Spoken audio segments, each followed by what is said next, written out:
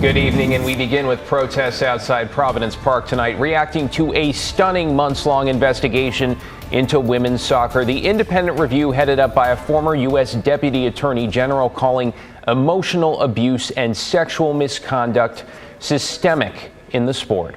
Well, thanks for joining us. I'm David Molko. And I'm Laurel Porter. The report also alleging the Portland Thorns interfered with that investigation and an inquiry into former coach Paul Riley. In the report, players said Riley was verbally abusive, sexist, and made repeated unwanted advances.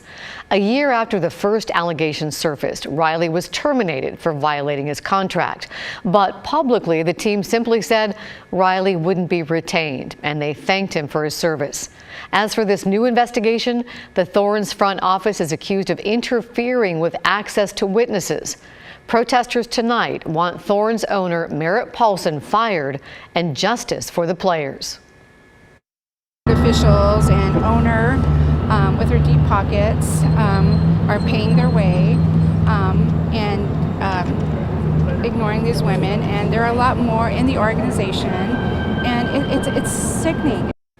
And sponsors are also reacting tonight. Laurelwood Brewing Co. saying in a statement in part that the findings in the report do not reflect their values. They're waiting to see what happens with team ownership and management before making a decision about next season. The Thorns, by the way, telling us they are reading and digesting the report's findings and recommendations. An update tonight on a homeless woman we've been reporting on, and a system that appears to be continually failing her and the victims of her actions. You may remember Terry Zinzer from last month when she allegedly broke into a Northeast Portland home and climbed into a child's bed. Well, the DA's office says she needs mental health treatment, which officials say she has refused. And just a few days ago, Zinzer was arrested again. Pat Doris walked us through the challenges that this case presents earlier on the story. The latest happened around 4:30 Friday afternoon at an apartment on Northeast 17th near Northeast Broadway. Drew Doty told me his mom came home from work Friday to find a stranger in her bed. So she unlocks the door to find a person sleeping in her bedroom under her blanket. At first she thought it was my sister, but then discovered that it was a random person, a random woman in her bed.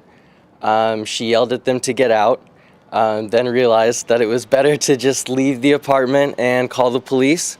Drew said his mom went back in to check on things and found the woman was hiding in a closet wearing his mother's clothes. Let's take a look at her run-ins with police just this summer. On July 21st, she was cited by police for theft in Gresham. The DA's office did not charge her with the crime. On August 13th, she was cited by police for criminal trespass, and the DA's office did not charge her with the crime.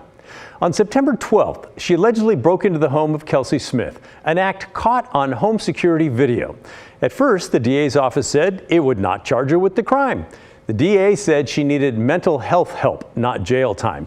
Later, when it became obvious she was not getting either, the office did press charges, and she was indicted last week. On September 19th, a warrant went out for her arrest after she skipped a hearing in Clackamas County that was supposed to figure out if she was mentally fit to proceed with a separate theft case against her there. On September 27th, she was arrested again, this time for theft and disorderly conduct and giving false information, and the DA's office did not charge her. She was released from jail. 3 days later, this last Friday, September 30th, she was arrested after apparently breaking into the apartment on Northeast 17th and sleeping in the mother's bed. Now, Zinzer was supposed to be in court today, but sadly is instead being held in an isolation cell in the jail. She will have a court hearing tomorrow to see if she can aid and assist in her own defense. If she can't, she'll be sent to the Oregon State Mental Hospital. Here's my opinion on this. Terry Zinzer is a perfect example of our broken system.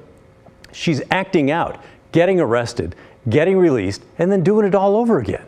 And yet, as best as I can tell, she did not get any help. You can watch the story each weekday at 6 o'clock here on KGW for more in-depth looks into the big issues affecting our community.